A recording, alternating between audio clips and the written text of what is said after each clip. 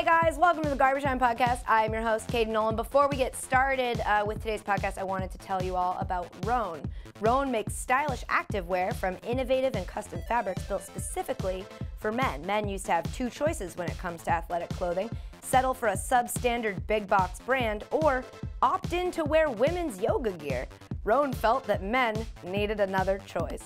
They use innovative fabrics like SilverTech, which involves melting down pure silver and weaving it into a yarn. Silver is both antimicrobial and anti-stink, that's science, so your gym clothes will no longer smell. They also released a running short called the Swift Short with an anti-stink liner and laser perforations that keep you cool, dry, and odor-free. To check out their brand new summer collection, visit Roan.com/garbagetime. That's RHONE.com/garbagetime. And right now they're offering an inside deal for 15% off your first order when you enter code GARBAGETIME, all one word, no spaces, at checkout.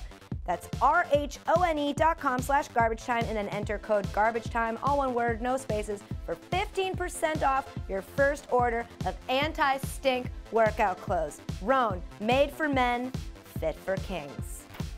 All right, gonna get right to today's guest because we released a bonus pod on Tuesday to talk about The Bachelorette and all your guys' favorite things. Told a story about Rob Ryan you should probably hear, don't shame me. So go listen to that if you haven't. I also talked about the All-Star Game in San Diego, which was really fun. But earlier this week, I sat down with comedian Jim Norton and former UFC champ Matt Serra. They both now host the UFC Unfiltered Podcast. There's a ton of MMA news out right now, so I wanted to get their opinions on that. They're also just really fun, interesting guys. We talked about Brock Lesnar's and John Jones's doping violations, talked about the UFC being sold, and about CM Punk's upcoming debut. So take a listen. Matt Serra, Jim Norton, thank you guys for being here. Thank you. Really cool to have you. I guess we should start by talking about your podcast. You guys co-host UFC Unfiltered, which is the UFC's official podcast, correct? Official. Yeah. How'd you end up doing that? Matt was already in, and a lot of people said no, and they hired me. Is that Matt right? was already there. No, I don't know. I'm assuming that they went through a list, and they finally landed on me. Well, they asked me, and I was like, I don't know. I'm really busy. No, that's bullshit. They with him. He was like the first choice. Dana brought it up to me, and he was like, "You want to do this podcast?" And he was thinking originally about DC, Daniel Cormier. And I like DC, but I think everything's about chemistry. So I'm like, I don't know if I want to be bickering on there with DC I don't know how we're gonna mesh. He's all right, but first of all, he's in LA or wherever he is. He's in San Jose or whatever, and I'm in New York. And then Dana actually brought up Jimmy, and I go, dude, I'm acquaintances with Jimmy. Now we're becoming good buddies. But at the time, I'm like, I'm acquaintances. I like Jimmy, but he's got that thing going on with Opie. I don't know. And then take it from there. What happened? I interviewed Dana a bunch and got to know him. So it's like, I'm not hired to be an expert on mixed martial arts. There's a lot of people that know more about mixed martial arts in this room, actually. So he does all like the MMA, like the really serious talk about it. And my job is just to kind of guide the show and hopefully be fairly funny. Yeah, make it funny and if fuck possible, around. yeah. You've been an MMA fan for a long time, right? Yeah. How'd you get into that? Rogan. I know Joe for so many years, and he would come on the radio show. And I remember in 2005, him bringing guys in. I think like whenever the Ultimate Fighter started, might have been 2006 in that area, but him bringing these guys in and telling us about it. And I think Chuck Liddell was the first major fighter I ever interviewed. And I remember just being so impressed with this guy. Like guys like that are everything that a little wormy fellow like myself wants to be. Like they're real men and they're fearless, but they're really nice guys too. So I got hooked on it pretty fast. Liddell's highlight reel. It's hard not to get hooked on MMA when you watch that. But then you think that these guys are all unbeatable, and then every one of them gets knocked out by somebody. So you realize how many good fighters there are, and it's hard not to get involved and invested. Yeah, it's very interesting to watch he's easily going to be the winner, and then that other guy wins. It's a very interesting sport. Yeah. You used to, I don't know if you still do, when you had UFC, well, I imagine you can't now because you'd get your ass kicked all the time, but when you had UFC fighters, when you would interview them, you would have them punch you? Yeah, I would always try something. By the way, as we're talking, I'm looking at my stupid hillbilly white socks on camera. I really need to put my foot down. Humiliating. It's funny. Today's my birthday, and it's also... happy birthday! Cut it out, Katie. Birthday punches! Oh, guys. Somebody get a cake! Because It was really good. It was a good drop. I'm going to be nice to you for the rest of the podcast. Thank you very much. And I typically hate it, but people reminded me on Twitter that it's also John Jones's birthday. So you mentioned that, and I tweeted Jones today because a quick video of I used to have them do stuff to me, like arm bars. BJ Penn was the first one he put. I wanted to feel what a mild version of that, because I loved watching it. And I'm like, what does that feel like? Because you can't understand it until someone does it. And then when one of these guys grabs you like that, and you're like, I really am helpless. Like, I can't get out of it.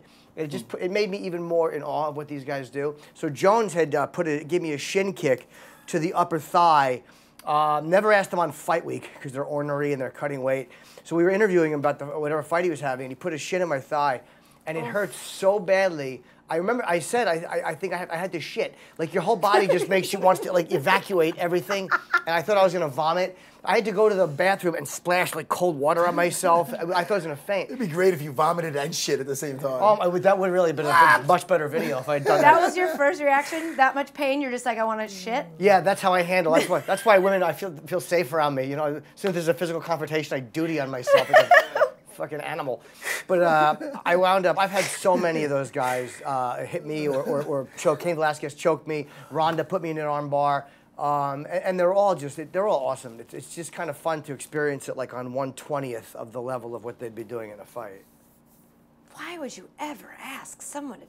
Because I trust them. I know they're not going to, I would never ask Matt to do it. I never did anything to you. I give you hugs. Yeah, I'm a hugger. Matt's a hugger. Yeah, but from the back, it's creepy. Is this occupational, this black guy? Yeah, this is funny. It looks like it's fake. It looks like a real fake, like, black eye. But, no, I was doing some jiu-jitsu the other day. I have... Besides my gig here, UFC Unfiltered with Jimmy, and I'm also doing Dana White looking for a fight. Oh, we're getting to that. Oh, we're getting to that? Don't jump the gun with the plug, bro. Listen, we're going to save that. We got like an hour-long podcast That's so great. I'm going to save that plug. But besides that, I own 2 jiu-jitsu schools on Long Island. And, I'm always there. I'm always there training with my guys, rolling with my guys. And I just taught Saturday's class. And there was one guy didn't have a partner, and he's fucking 295, but he's like a big, like bulky, like a big baby. But he's Gordon. We call him Gordo. So I'm like, shit, I feel big. He doesn't have a partner. So I jumped in with him, and he was on top looking to pass my guard. You know what that means? Like, my guard is my legs. And he's looking to get cross-eyed. Definitely. And he was trying to get his knee on my belly, but his knee just dropped right on my face. So now I look like sounds like every sexual encounter. But so now I got this, so it makes me look tough. It does because everything else about you just screams big softy. You guys had Dana White as your first guest last month. Yes. A little aggressive to interview the boss on the first podcast. Is that stressful? Like, if you screw up, it's an easy guy to get. That's the one thing. That's true. Well, it was. He's always busy, but I'm like, who can we kick this thing off with? Who always has something to say? So we had Dana on there, and that worked out great. He's a great interview because he's brutally honest. Yeah. And he can't control himself when he wants to say something. He just spits it out. Yeah. And that, to me, is part of the beauty of him, is no one will ever go, like, I wonder how Dana White feels about me. Like, you know immediately how he feels.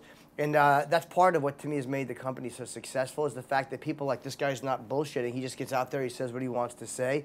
If he loves you, he praises you. If he doesn't, fuck you, you're under the bus. And he's happy to say what he doesn't like about you. So when he came on that first time, we knew it would be an easy, just talking to a guy that we know. And, it was like the whole hour. We had to get off to little baby steps. I'm new at this whole thing. He's a pro. He's been doing this forever. Yeah, I love it. But he makes it easy. So... with each episode, I think we'll get momentum. Yeah, and we do a lot. We had our first in-studio guest. You know how it is. It's like, phoners are hard. Yeah, I hate them. Yeah. I would much rather have an in-studio guest. Because there's an eye contact thing. Yeah. We had DMC from Run DMC in yesterday, and he's one of the best interviews you'll ever do because he talks about being suicidal and alcoholism, and, like, he's so honest. Yeah. And there's nothing, like, you can ask him where he's going to go, I don't want to talk about that. You ask him, and he talks about it. So that was our first in-studio guest, and hopefully we'll have a lot more because they're just more fun. And also because, your energy, you can pick up on somebody else's energy, or if you feel that the guest is being a little hesitant, you can make them feel more comfortable. Yeah. So all the techniques I'll be using on you guys throughout this. If you ever look like you're not going to answer a question, you just lean in a little bit, touch a knee, make them feel safe. Well, Matt and I just like talking too. Like I actually, even when we don't have a guest, I'm happy to talk to him for an hour. It's like it's fun bullshitting with him and talking about movies or whatever. We're both Game of Thrones nerds. Oh yeah, man. Like it's just talk about it helps to like the guy you're working with a lot. I mean, we just talked about The Bachelorette for probably 45 minutes. I've never seen that. Sucks. Is it bad? It gives you plenty to talk about for a really long time. So that's what we do. So I get that. Matt, you mentioned this, but now I will officially mention it. Looking for a fight. Huh? Looking for a fight. Dana White looking for a fight on YouTube and Fight Pass. Yeah. But your name's not in the title. No, it's not. I'm just one of the little henchmen. But yeah, it's Dana White, myself, and my buddy Dean Thomas.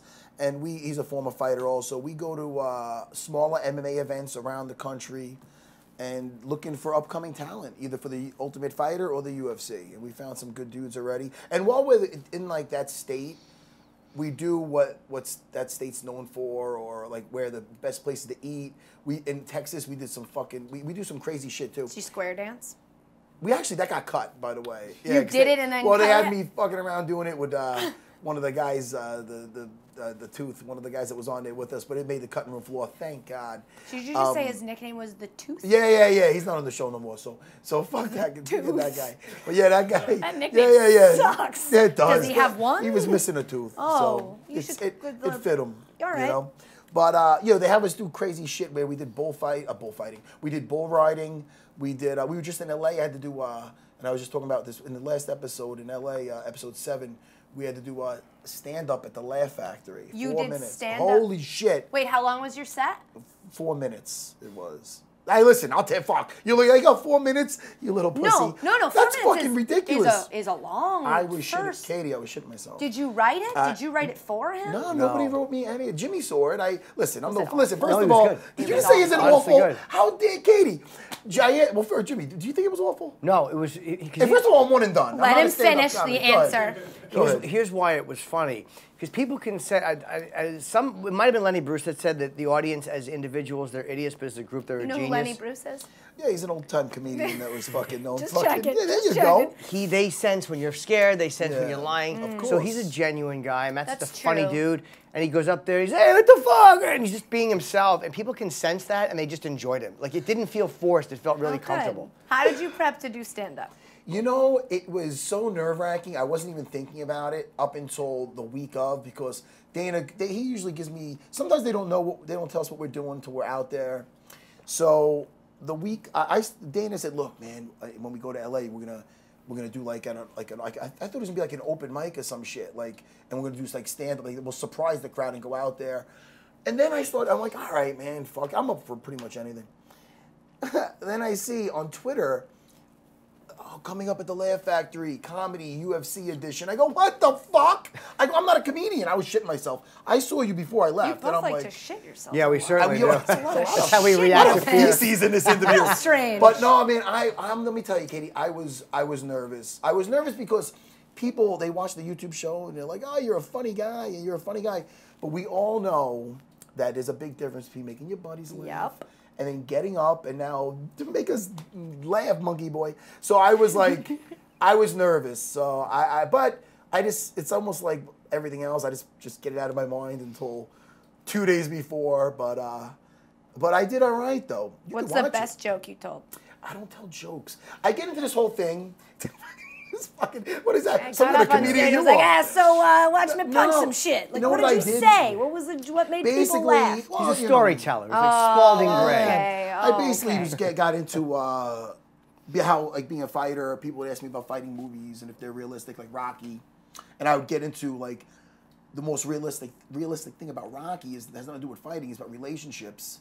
And it all goes back to that cunt Adrian. And I get into Adrian. You said the word cunt and everybody laughed. Oh, That's how it works. They loved that word cunt. They do love it.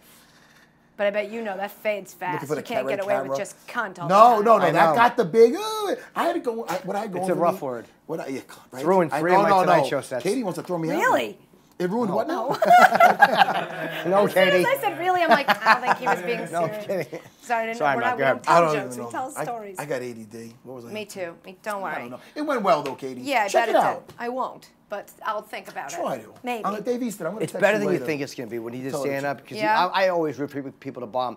Like, I love watching people bomb. There's nothing better. Like, if you're ever watching a comedian bomb and you hear one person laughing, it's the guy who's going on you. next. Yeah. That's whoever it is. That's funny. It's awesome. Like, if I walk through and I see a guy destroying, I have no interest. But if I hear, like, you know, what I hear is the cadence of a punchline, and then something Fire like... alarm. Fire, that's good. Fire alarm. Should we just plow through or stop? I think we should plow through. All right. It's the second one today. Let's just hope everyone's okay. It happens. I mean, That's very thoughtful of you. yeah, all kidding aside. This I happens mean- every week, so Oh, okay. we can just say fuck anybody because it's not a real thing. Yeah. It's just Fuck a it. fucking alarm. We've had a bunch of stand-up comedians on this podcast, and I always like to know if they have a story of the worst time they ever did stand-up. Do you have one that stands? You know, I don't know if it's the worst one, but I remember when I was brand new in the business, I used to work Rascals in Ocean Township, New Jersey. And I really looked up to this comedian named Bob Levy, who's still a friend of mine. He was a local headliner. He was killer. So I finally got to work the big room. I had always worked the bar. And Bobby was the host, my comic idol at the time. And he does 15 minutes and he destroys, and he brings me on, and I bomb. And I mean, I bombed horribly. And it was like every validation of what a piece of shit I thought I was. And I remember I was so messed up, I actually said to the audience, am I too dirty? And some guy yells, get a new act. Like, that's something that would, you know, I've heard 1,000 times since then. But I remember going, I'm sorry I wasted your time. And I walked off. Aww. And I remember driving home and crying and saying, like, this is over. You're a failure. Like, it was a realization that I fucking, like Philip Seymour Hoffman when fucking Dirk Diggler wouldn't kiss him. I was so devastated. I thought, like, this was the end of my life, and I knew I would fail. And then I wound up calling the club owner, and had a discussion with him, and I said, all right, I'm going to get on the next night and do it again. But I was like, it will never hurt that bad again. But what happens I was going to say, what happens between, like, you're crying on your way home? Yeah.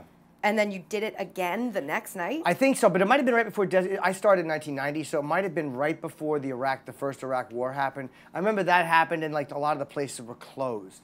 So I think it was like a couple nights later I went on, whenever that was. It's a hilarious story. Yeah, it Just was all the laughs. Yeah, but I know, it starts with me crying and ends I with the Iraq hated war. my life, and then there's a war. And The Iraq war is actually the things are happy part of good. that story. Yeah.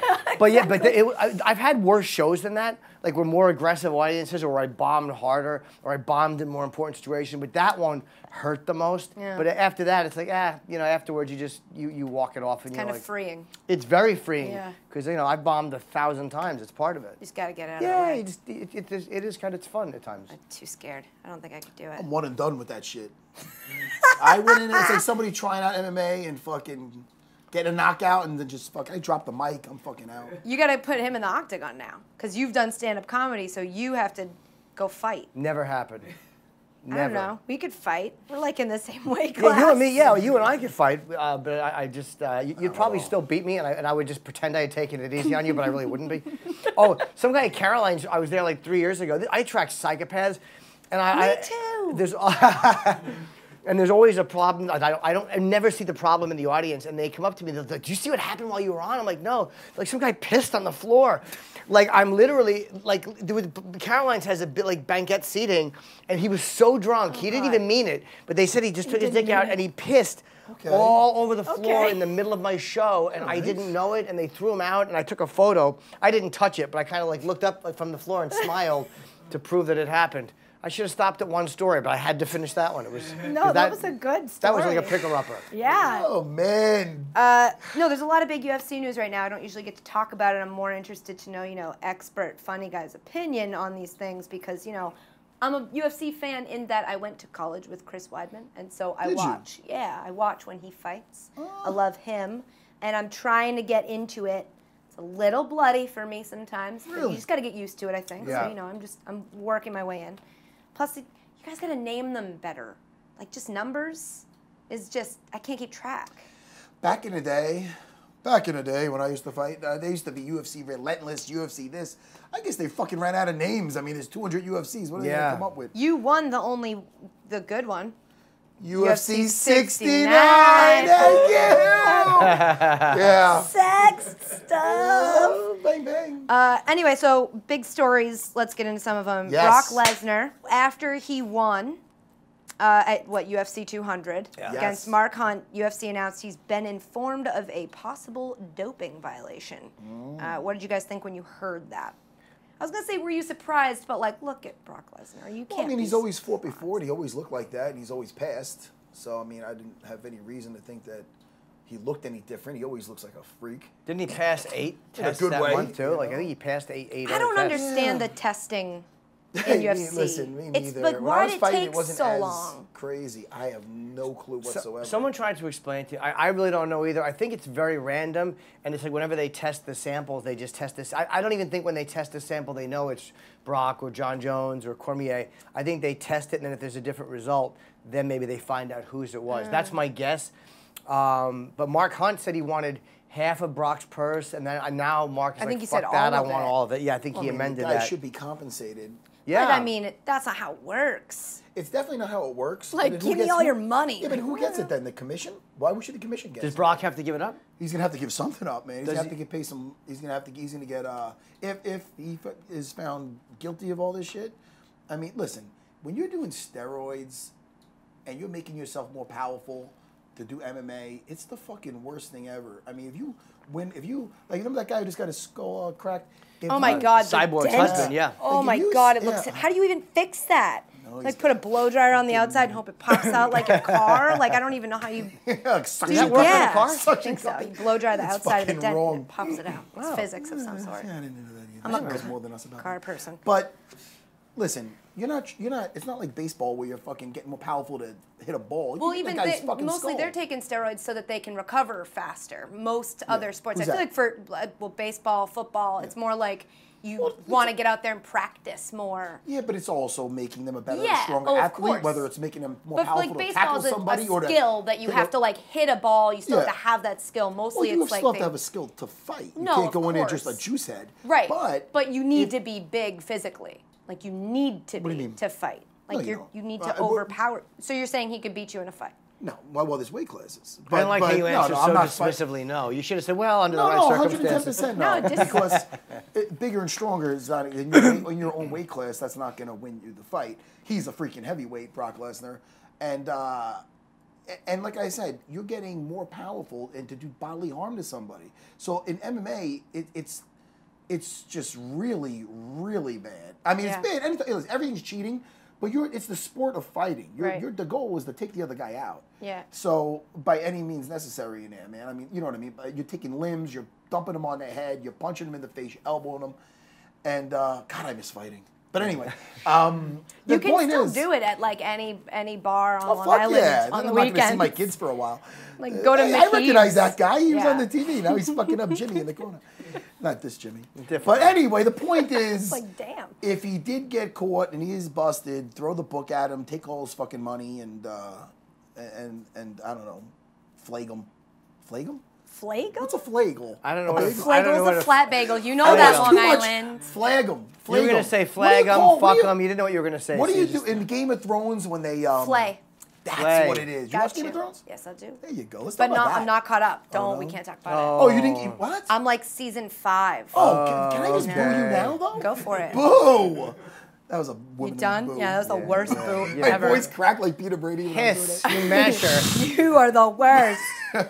If you lost to a guy, I know you wouldn't, but if you did, and then later you found out that he might have been on steroids, would you want all his money? that. Oh, fuck yeah. I want his head. Are you kidding me? I want all his money. Dude, But would you cheating really ba- like publicly ask for it, or would you be like, nah, that's kind of out of line. Like I don't really know No. if that's my. No, because place. you're putting yourself. It's got to be an even playing field. Like you can't just fucking. I mean, one guy is having such an advantage with whatever he's doing, and it's just not fair. Did you ever fight someone you thought was? Oh, 100%. I'm not going to name any names, but I've never What done about like anything. one name, like one name? Yeah, How I about don't say fuck- something that rhymes with his name? Yeah. I'm trying to think. Listen, I don't know, because then if I've lost to the guy, I don't want no excuses. Right. But, you know, I've kicked a lot of ass. What are we talking about? What are we up to I now? like watching your Yeah, ADD because it's like I a am fucking too. little thing And on as the soon as wheel. I see your train go off the tracks, Oh, I'm no, like, fuck, oh. mine's following him. 100. I don't know where we're going. And Oh, then I make gotta a bring left it turn back. out of. I just make a left God. turn. John Jones. Yes. John Jones. Did he blame that on a cock pill?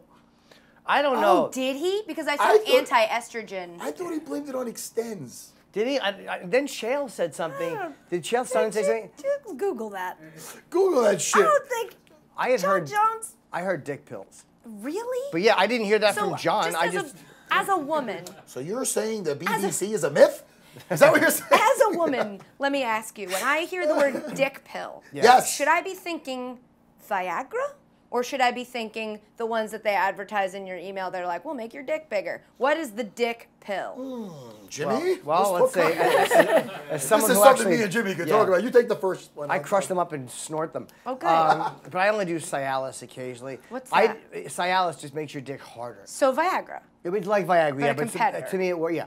But I don't know. I didn't hear multiple boner pills. To be honest with you, I didn't hear anything specific. Like I didn't hear whether it was one that makes you bigger or one that makes you. I didn't hear. Someone said it was a dick pill, and that he didn't know.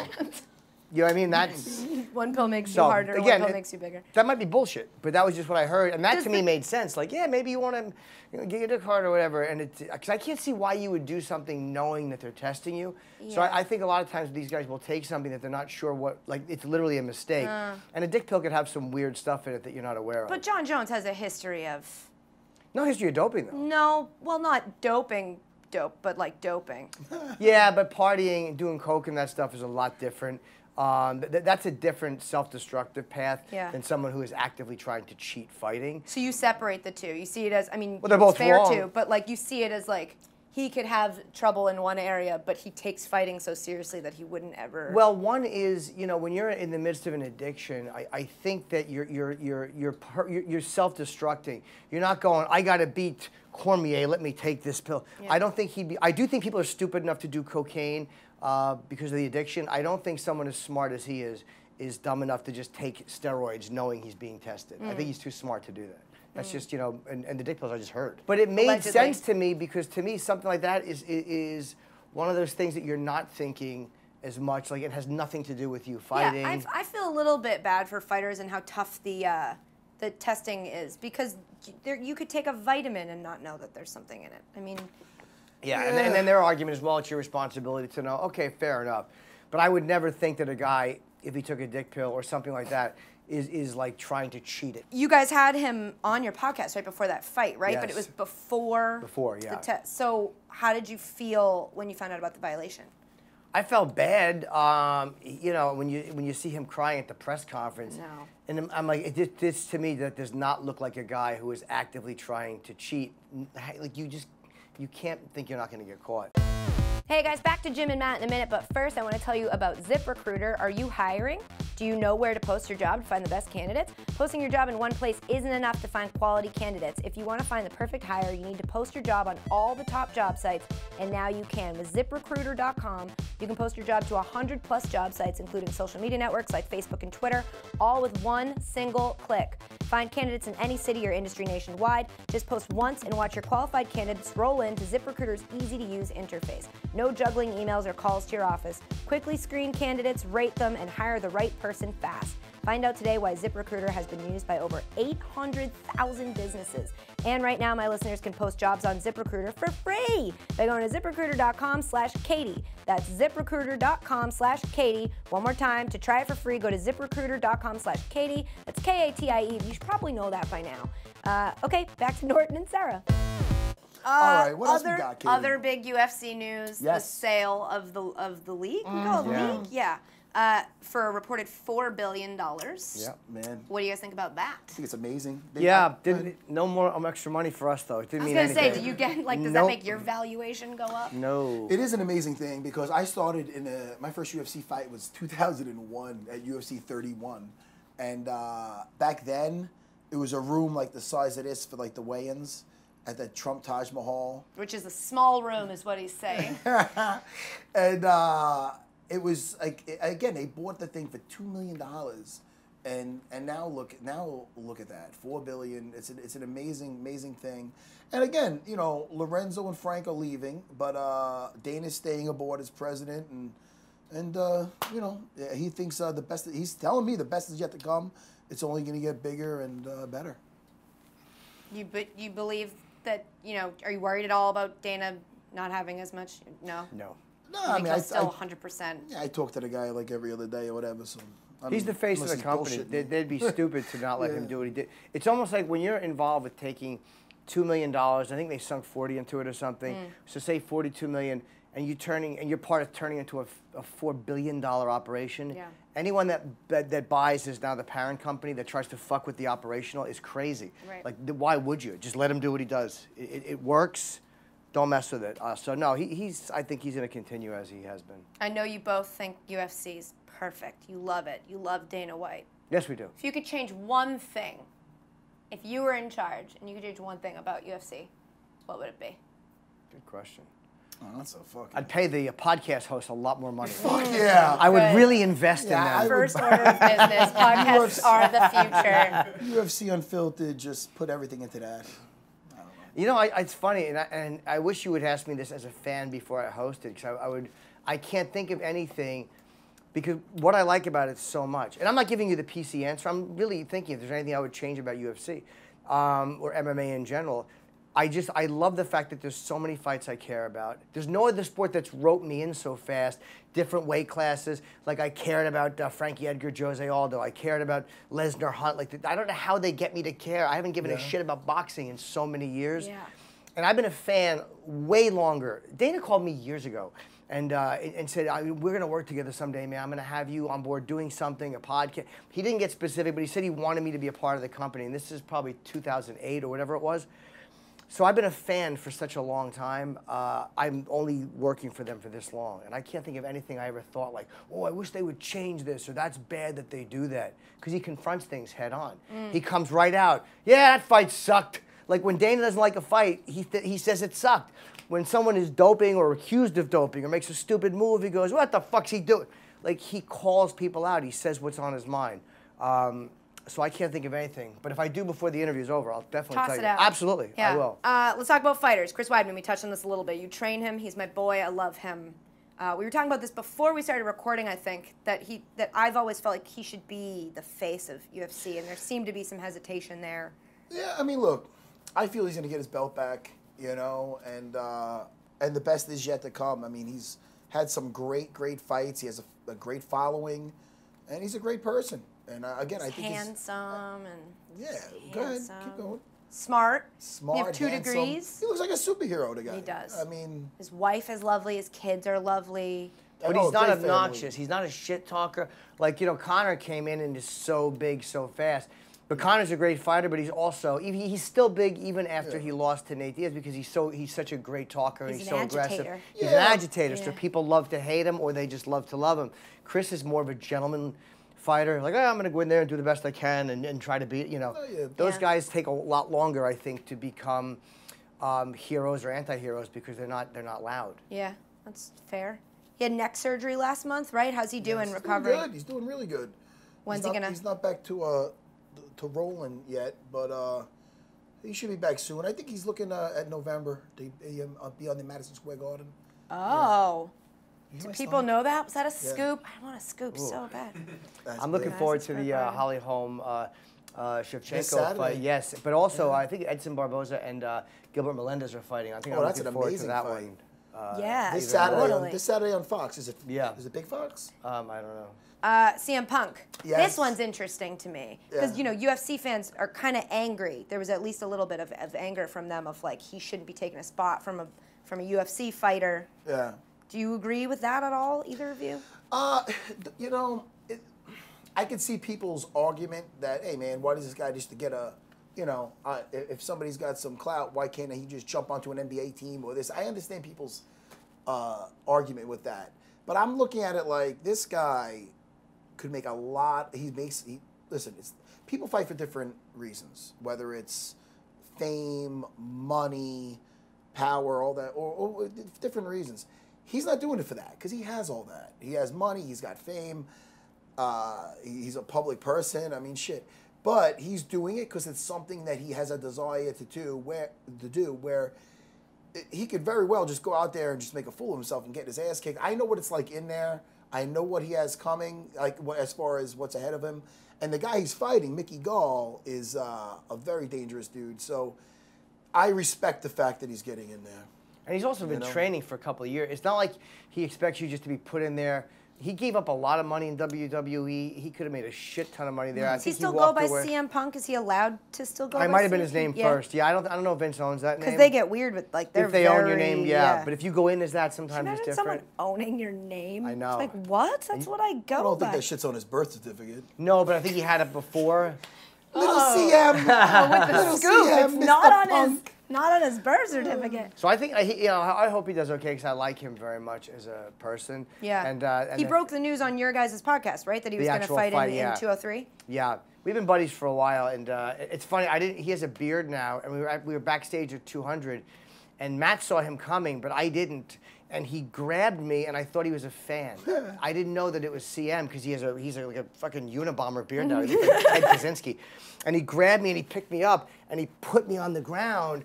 And I knew the guy wasn't trying to hurt me, but I got really angry. Your water went flying. Yeah, I was like, what the fuck, man? Just touching me. And then I realized it was him. I'm like, oh, and I hugged him. I'm so glad. He was mortified. A fan had touched me the day before. He had touched my face. Ew, why? And I thought he was friends with this fighter, Dean Thomas. So I'm like, I figured it was Dean's like training buddy or whatever. No. So I walk away and Dean's like, yeah, these fucking fans. I'm like, ugh, a fan just touched my face like that? Like, what am I doing? What gives off that energy that I'm touchable? Like, why does it make you think that you can? Yeah, like so the next day when that happened, I was very angry. I'm so glad I didn't hit CM Punk because I would have gotten shit beat out of me. That would have been really bad. humiliating. Yeah, and I would have got fired.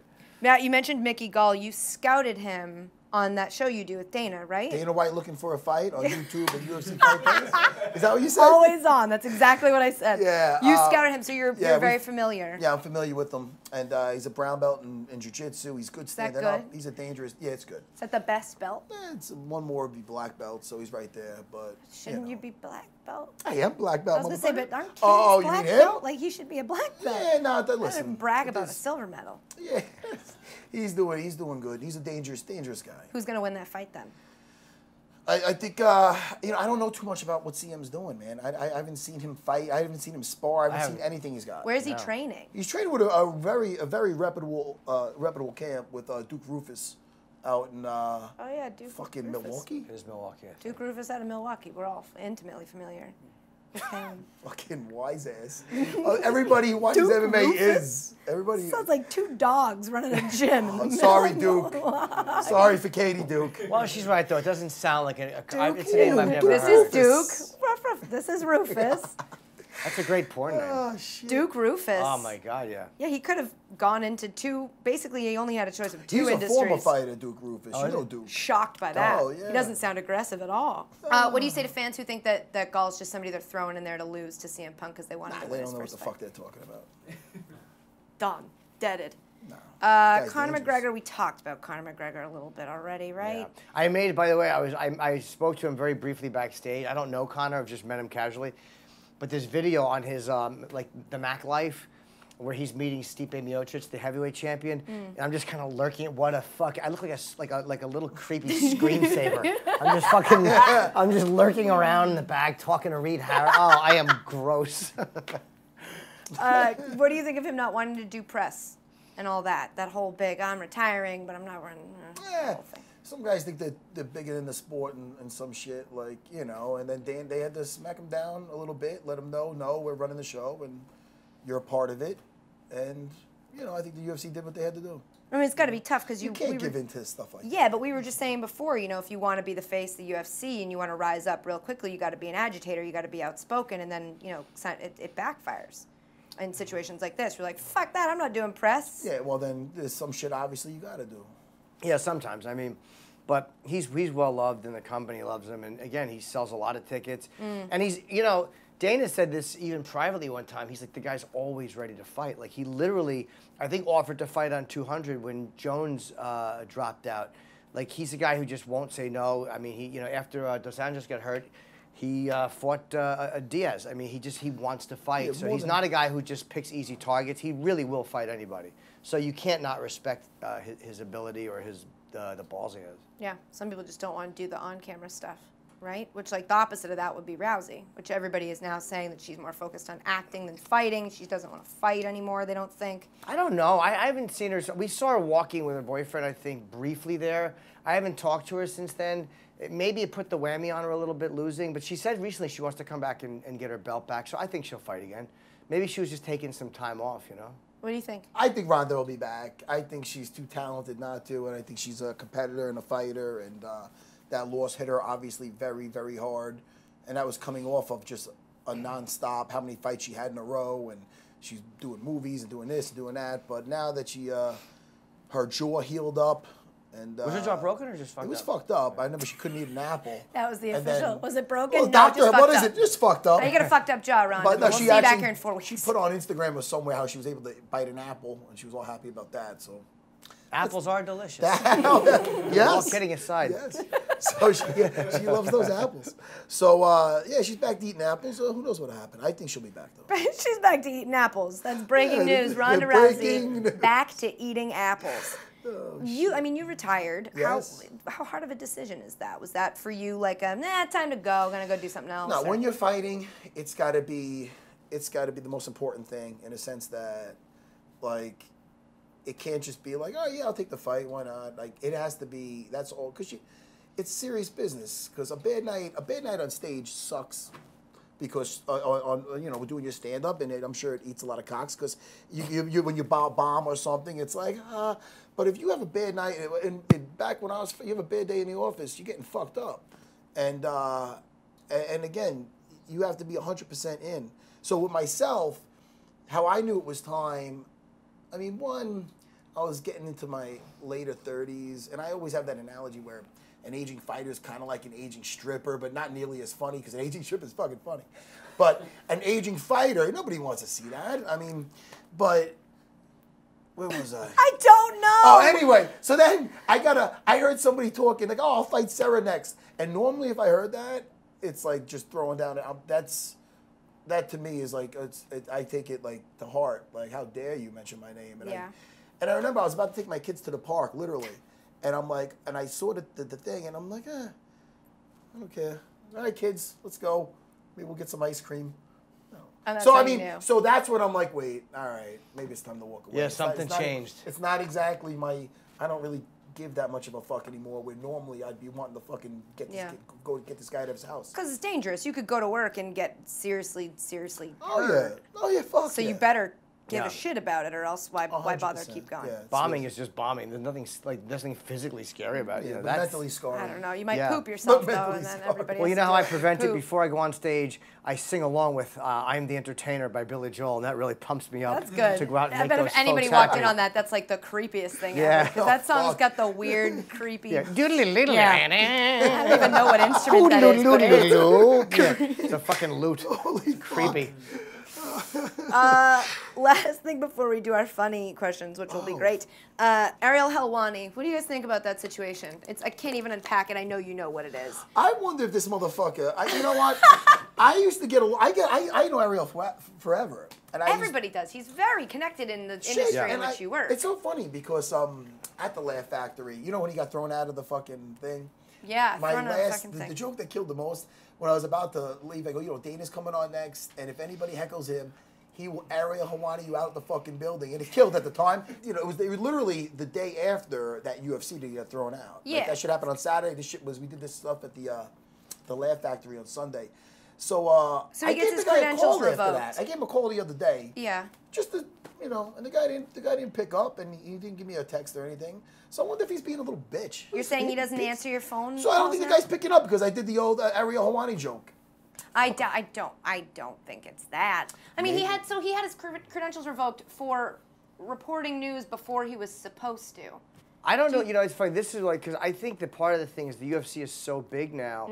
It's like you get used to, you're kind of used to putting things out there and surprising the fans. Yeah, controlling your message. But it's now like I mean, it's the biggest sports sale in history. I mean, people are talking about it like in the same breath as baseball and basketball. It's like when you're that big, you lose the ability to control when things get out because reporters are now grabbing I mean, he knows those guys for a long time, so I don't know if he heard something or used his friendship to hear some shit that he shouldn't have. Yeah. So I don't know if there was something that felt deceitful to Dana that he didn't get into with us. But I think they made the right move giving his credentials back, because the press was looking at it like, hey, this is one of our guys, a press guy who's being denied, and the UFC, they actually, they did something, they got mad, and they were like, "Fuck it," and they gave him back, which I thought was a smart move. Yeah, it's a bigger move. Yeah, but they didn't stick to it and act like stubborn assholes. They just went, "Okay, he can have his credentials back." The bigger the league gets, it's going to get more, scrutinized like that. Do you think Dana will adjust well to, having to let reporters do? Yeah, he's the reporting. Absolutely. I mean, he's one of those guys. Again, he speaks his mind, and sometimes when you're a guy who just says what he wants to say, people love that about you. They know where they stand with you, but the price you pay with that is once in a while you say things, and then all of a sudden it gets in the paper, and you're like, okay, now we got to do this. Like he said that, like, yeah, no women will ever fight in the UFC, and then now Ronda and all these Misha Tate, and there's so many great fighters, Holly Holm, that he's like, yeah, I was stupid to say that. You know what I mean? You say things sometimes, and whatever. You have to admit that you shouldn't have said it. I mean, or whatever. Yeah, that makes sense. Yeah, that's the price you pay for being honest. Oh, fair. Matt, last thing for you before, the silly stuff. This is dead serious. This seems to be the look of anybody associated with the UFC. What? Shaved head, big, muscly. So who do you think is more handsome? You, rank these people. You, Dana White, Joe Rogan. Well, I mean, I'm pretty hot, but I think that Dana pays me. Dana, Joe's my buddy. And I like to be modest, so I'll say I'm the least hot. Wow, so modest. Yeah, I could just tell you which one of those three I jerk off to. I was going to say, marry, fuck, kill of the three of them. What's... Oh, it's a tough one. I mean, you marry... kind of like my little wife with all this shit. Don't worry, you get this and that. You marry Dana because he has the money. Without a doubt. Right. Just kill me, buddy, because you're not fucking me. Here's what... I'll tell you right now. That's true. Just fucking take that fucking lemon K off the wall and start hit me with it. Yeah, that's probably true. You marry Danny because he has the money. Like, you fuck Joe because I've known him for so long. I feel close to him. And you kill Matt because this way it's just the UFC podcast with Jim Norton, and it helps my career. So that's a win-win for me. That is a win-win. You actually crushed that. All right, silly stuff. These are rapid-fire questions. Bang! Both going to have to answer them, so we'll just see if you can play by the rules here. You'll answer first, and then you'll answer. And we'll move to the next question, okay? This is called the Garbage 10. We do it in every podcast. Oh, great. Wow. I know. I'm very up on your podcast. Oh, I bet you are. The Garbage 10? Yeah. Okay, let's go. Number 1. What was your first AOL screen name? Tinkle Drinker. What? Really? Yep. Okay. I don't know. What? You're so bad at this. Just make The first garbage question is garbage. But go ahead, next question. Ranch or blue cheese? Ranch.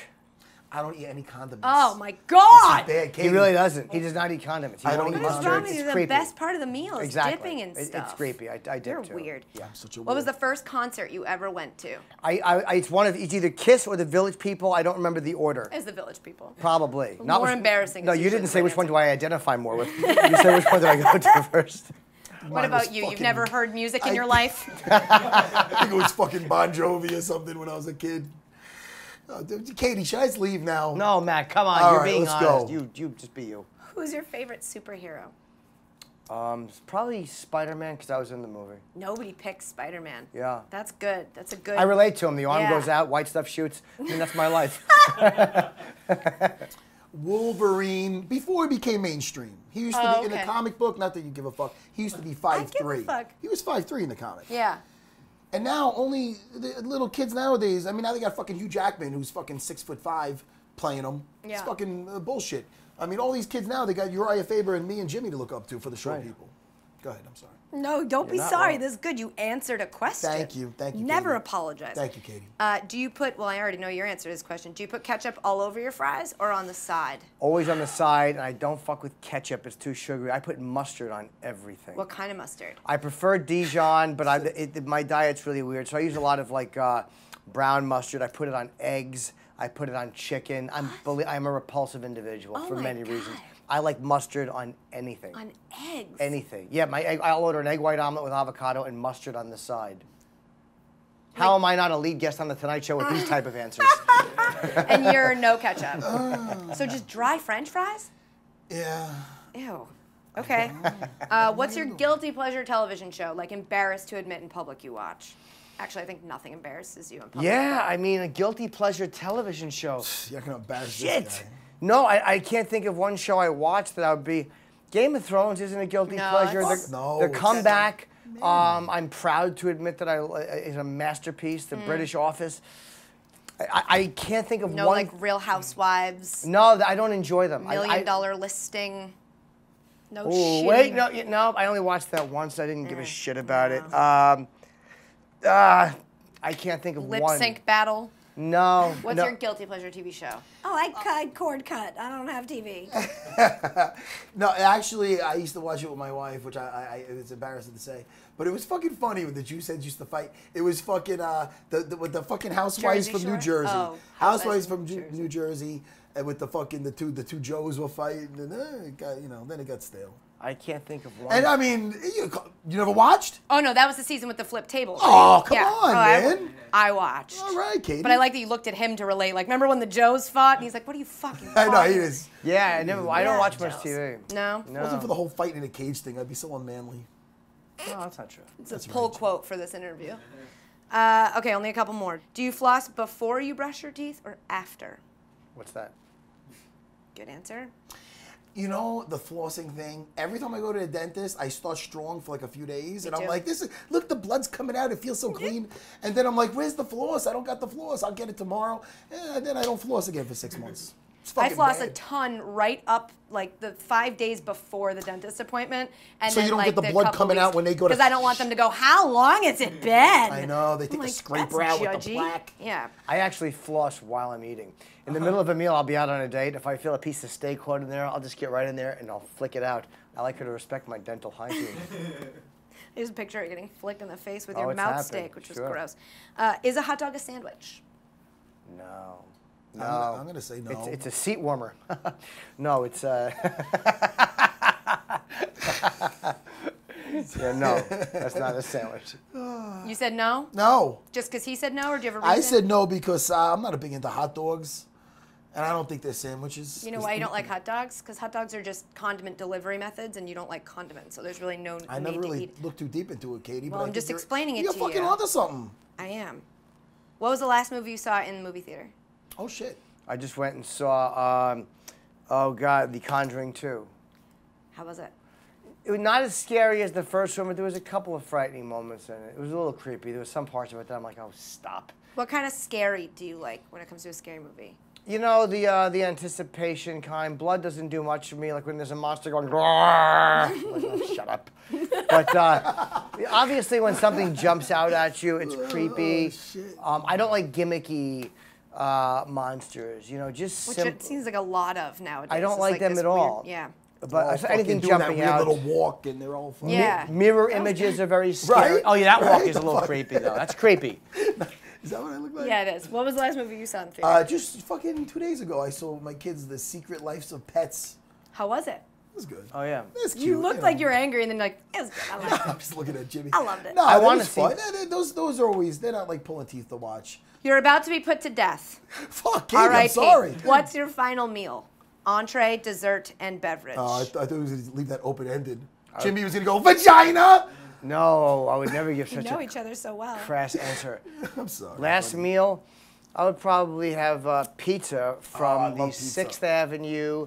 Not John's, but Joe's. I prefer their pizza. Is that Toppings? Where is that? Maybe a little bit of garlic, but that's it. I like a nice dark crust.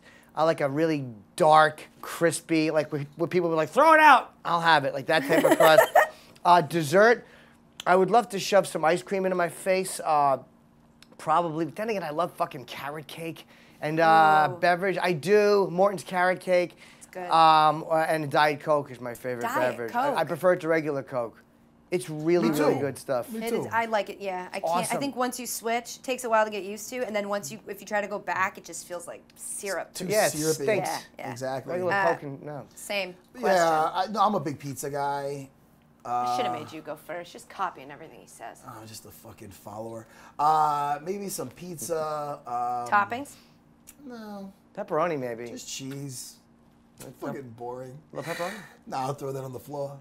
But, you know, maybe a nice chocolate cake. Yeah, chocolate cake. Pizza, chocolate Is this really cake. the last question? Can we have People love the answers to this question. They like analyze the answer to this question for so long. Yeah. Really? Because some people are like, oh, I'd get a steak, but it has to be from Morton's. What would be yours?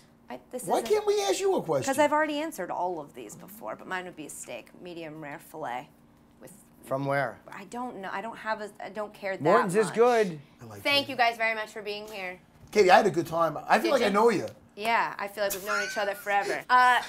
Well, I'll be sure to listen to your podcast. Thank you. And good luck with everything. Nice. Okay, guys, that's it. Thanks again to Jim and Matt for stopping by. You can listen to their podcast, UFC Unfiltered, with Jim Norton and Matt Serra every Tuesday and Thursday, wherever you listen to podcasts, or on UFC.com. And if UFC.com is where you listen to podcasts, well, then look at that. That really worked out for you. That's all we got. We'll be back to do this again next week. Be sure to subscribe on iTunes, rate it, leave a comment, but only if it's 5 stars and only if it's a nice comment. Or you can listen on Google Play, Art19, SoundCloud, Stitcher, or Dave, name a kitchen appliance. A hand blender. You can also listen on a hand blender. It's going to be tough, but I believe in you. Thanks to all of you for listening. Thanks to no one for doing this podcast with me. Bye. Love you. Mean it.